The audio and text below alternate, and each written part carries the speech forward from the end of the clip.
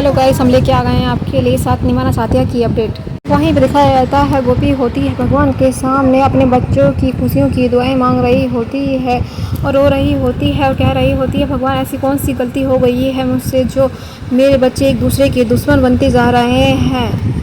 वहीं पर गोपी भगवान से प्रार्थना कर करके वहीं पर सो जाती है। अचानक से रात होती है और परमिला जी आती हैं, पंखे को गोपी की तरफ कर देती हैं और चुपके चुपके देखने लगाती हैं। वहीं पर दिया रखा हुआ होता है और सोच रही होती हैं गोपी का पल्लू उड़ कर दिए के ऊपर आके गिर जाएगा, जिससे पल्लू में आग लग जाएगी और गोपी से बदला ले पाऊंगी। उसने मेरे बेटे को काफ़ी नुकसान पहुंचाया है, उसकी वजह से मेरे बेटे का काफ़ी खून बहा है। वहीं पे दिखाया जाता है गोपी सो रही होती है। अचानक से उसका पल्लू उड़कर आग में पहुंच जाता है, यानी कि दिए पर पड़ जाता है। दिए में आग लग जाती है।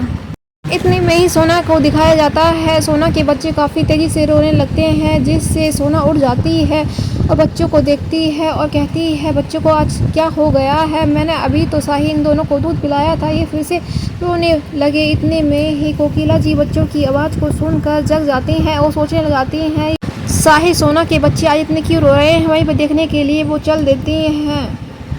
इतने वो बाहर निकलती है। वहीं पर गोपी मंदिर में ही सोई हुई होती है और उसके पल्लू में आग लगी हुई होती है। ये देखकर कोकिला जी के तो होश उड़ जाते हैं। कोकिला जी जल्दी जल्दी भागी भागी जाती हैं और गोपी के पास पहुंच जाती हैं।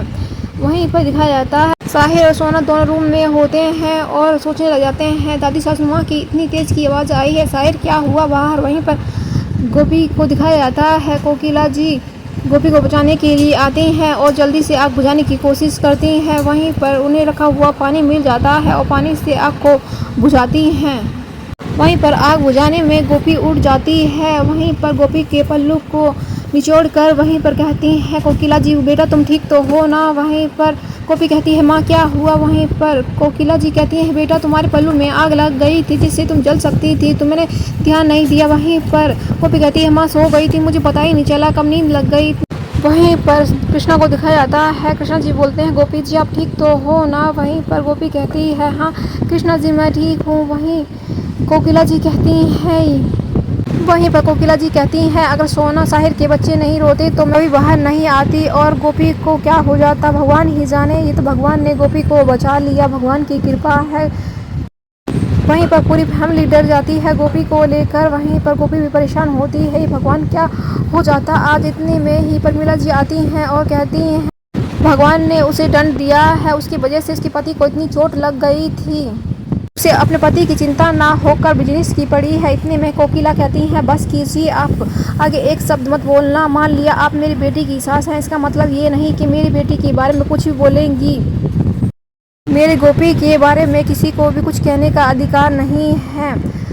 आपको मेरी बेटी से थोड़ी सी भी सहानुभूति होती तो अब तक आपका दिल हिल गया होता, जैसे कि मैं परेशान हो गई अपनी बेटी के लिए उसे जलता हुआ देखकर। पर आपके मन में थोड़ी सी भी मेरी बेटी के लिए दया नहीं है। भगवान गोपी के साथ कभी बुरा नहीं कर सकते हैं। सोना और साहिर के बच्चों का कोई रोना इत्तेफाक नहीं है, ये भगवान ने ही हमें संकेत किया, हमें उठा दिया और हमने गोपी की जान बचा ली। वहीं पर परमिला जी आप तो एक माँ है, माँ हो के आप ऐसे कैसे सोच सकती हैं गोपी के बारे में। वहीं पर परमिला जी भी कहती हैं, भी एक बेटे की माँ है और आपका बेटा इस दुनिया में नहीं रहा। ये सोच कर ही कोकिला जी के दिल को काफ़ी धक्का लगता है।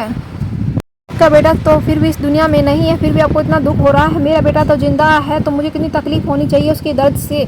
वहीं पर दिखाया जाता है कोकिला जी रोने लग जाती हैं और गोपी को गले लगा लेती हैं। गोपी भी रोने लग जाती है अपनी माँ के। वहीं पर एपिसोड समाप्त हो जाता है। आगे की अपडेट जानने के लिए चैनल को सब्सक्राइब, वीडियो को लाइक करना ना भूलें। फिर मिलते हैं नई अपडेट के साथ।